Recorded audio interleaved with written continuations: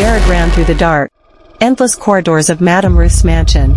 His breath ragged, his heartbeat pounding in his ears like war drums.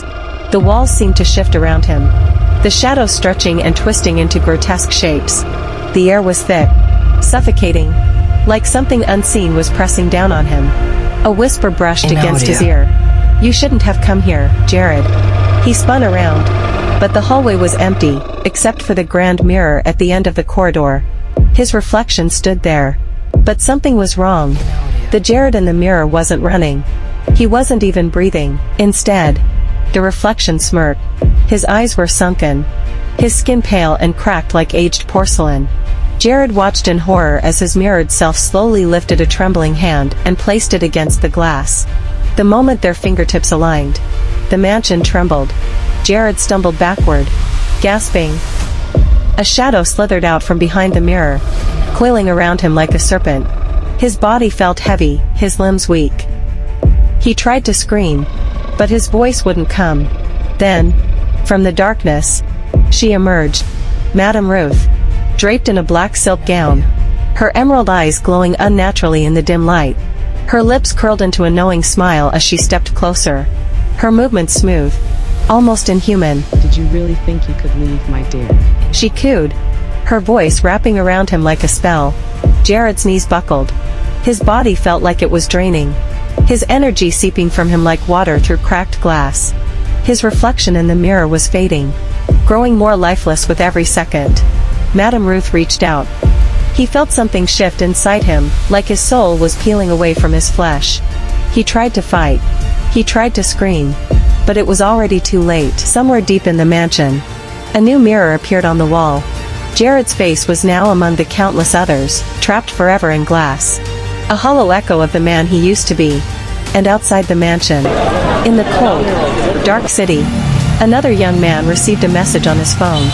"Hey, I know someone who can change your life.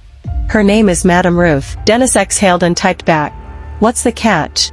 Mark's reply came almost instantly. "No catch, bro. Just meet her.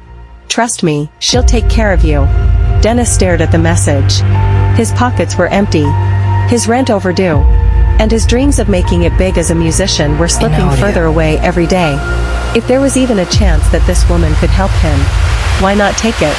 A moment later, another text arrived. An address. He hesitated. Something about this felt off.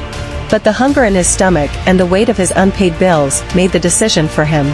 Dennis started his bike and headed toward the address. The mansion stood at the edge of the city, surrounded by ancient trees that seemed to whisper in the wind.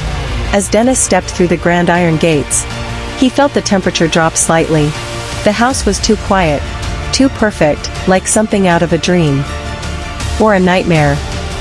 Before he could knock, the door creaked open. A woman stood there. Madam Ruth. She was even more stunning than the rumors described. Her skin glowed like moonlight, her green eyes sharp as a blade. She wore a deep red dress that clung to her figure. And when she smiled, Dennis felt his resolve weaken. "Welcome, Dennis. I've been expecting you." Dennis blinked. "How do you know my name?" "Mark told me all about you." Then Madam Ruth touched his arm, and the feeling vanished. "Come," she whispered. "Let's talk about your future." As Dennis stepped deeper into the mansion, he never noticed the mirror behind him. Jared's reflection watched in silent horror. Another soul had entered the trap. Dennis followed Madam Ruth down a long hallway. As they entered a lavish sitting room, a crystal glass of red wine sat waiting for him. "Drink," she said. Madam Ruth smiled approvingly. "Tell me, Dennis, what do you desire?" He exhaled. "Success. Money. A better life. I don't want to struggle anymore." "And what are you willing to give in return?" "I don't have much to offer." "Oh, but you do. Your youth. Your energy. Your potential." Dennis chuckled nervously. "Sounds like you want my soul." Madam Ruth didn't laugh. The room grew eerily silent. The air seemed to thicken, pressing against his skin. "You don't believe in such things, do you?" she finally said, tilting her head.